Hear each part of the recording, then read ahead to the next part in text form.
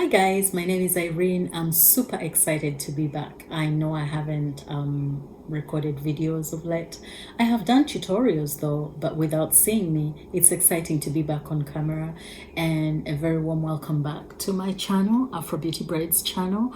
On this channel we talk about natural hair and issues that concern natural hair.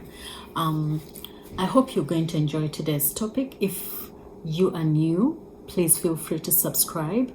If you're not new and have already subscribed, at the end of this video, please do leave us a comment or any suggestions or a like to encourage us. Otherwise, today's topic is going to be protein overload. I am going to try my best to make it as short as possible. It is a very important topic, so I'm going to try my best not to talk too much, straight to the point, so you can get it, because a lot of people, trust me, are affected by protein overload. Through the other topics that we have covered, we've talked about things like moisturizing. We've also talked about protein, giving our hair protein treatments and all that. Today's topic is to create a balance between those two. Remember, too much of everything is always bad. So in today's video, we will be talking about what is too much protein and how do we correct the too much protein. Because I want this to really be understood, instead of today's video, we'll just cover the definition of protein overload and the signs and the relationship of protein overload with your hair porosity and hair texture.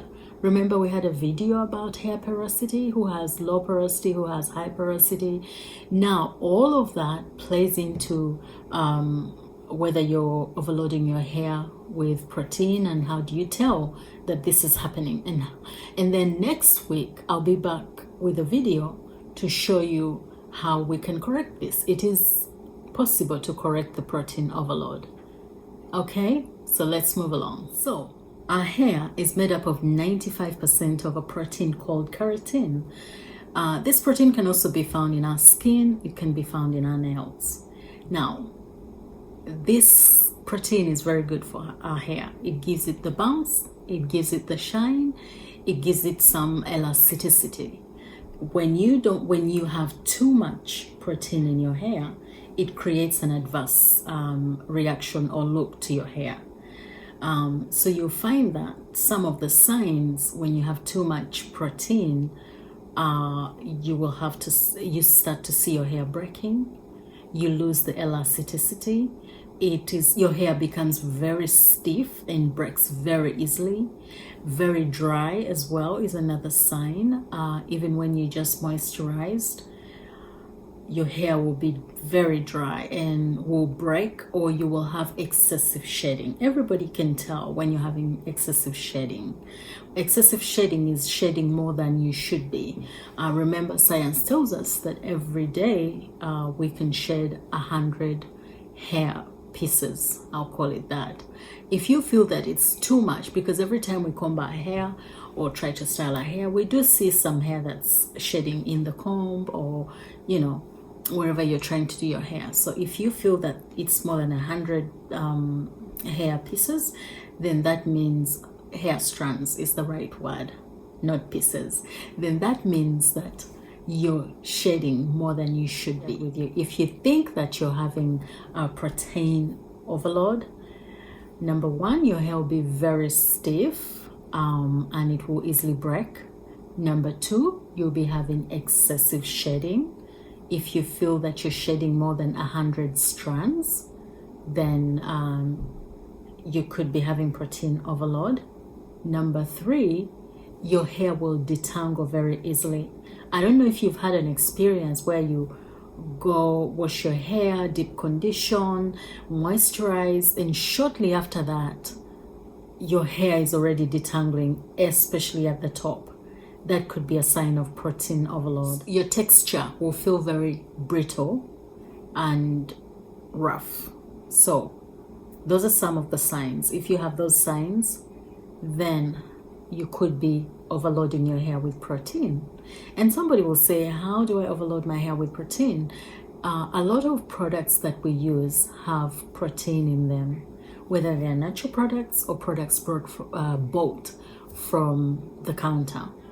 So the trick here is to see how much protein you're using, because sometimes we dip into the natural products and do the leave-ins or do the treatments, but at the end of the day, the moisturizers also have protein. So what am I saying?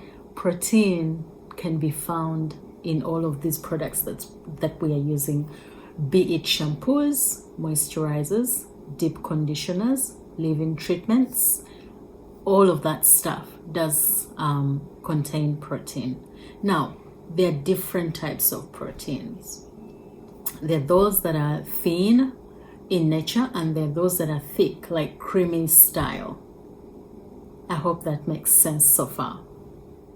So moving along, we're going to talk about the relationship between hair protein, texture and porosity. I am going to do my level best to explain to you how these three are related and how understanding your porosity and texture can help you also monitor your protein levels, as well as making sure that you're not giving too much protein to your hair or you're not having protein overload. I'll kind of have a recap about porosity. How does the hair porosity, your hair porosity and your hair texture play into protein overload, or how does it affect the protein that you're applying to your hair? Let's start with porosity. Because of the cuticle of your hair, it's very hard to retain moisture in your hair. Okay, moving along.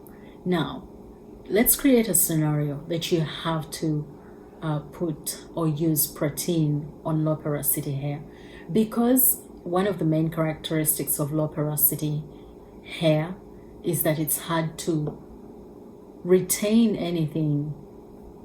That means the protein, instead of being absorbed by the hair, it's just going to coat the hair strand, if that makes sense. Instead of the hair absorbing that protein, it's just going to create a coat on top of the hair. Now, the next time you try to apply moisture, it can't go in because there is a film coated around your strand. Now, you do understand that why one of the symptoms is dry, stiff hair, because this hair, on top of being low porosity hair, it is struggling to have any of that moisture going in because it already has a film around it. I hope that makes sense. Hopefully I haven't confused you. On the other hand, if you have thick hair and, or rather thick texture and thin texture, the structure of thin texture is very different from the structure of thick texture. There's an extra layer for those that have thick texture hair. And so many times people with thick texture, instead of the protein that you're applying to your hair getting into your hair, it takes, because of the many layers involved, it takes a while for that protein to go in. In fact, it will just coat the strand and make it stiff, more stiff. So again, we are coming up with the same result as we saw with low porosity hair. Now, supposing you have low porosity, thick texture hair, the problem is doubled. Is there hope for that kind of hair? Yes, there is. In my video next week, I'm going to be able to explain that there are different levels of protein, and so that's where the redemption is. When you understand your hair, the porosity of your hair, and you understand the texture of your hair, then you will be able to choose the right protein for your hair. Protein has levels. There's thin protein and there's thick protein. Now, if it is so easy for your hair to absorb moisture, then I think you're advised you could use the thick protein. But if your hair is struggling to absorb even the moisture before the protein, then you're advised to use the protein with thin molecules. Like I said, I want to make it very short this week. It is a lot of information.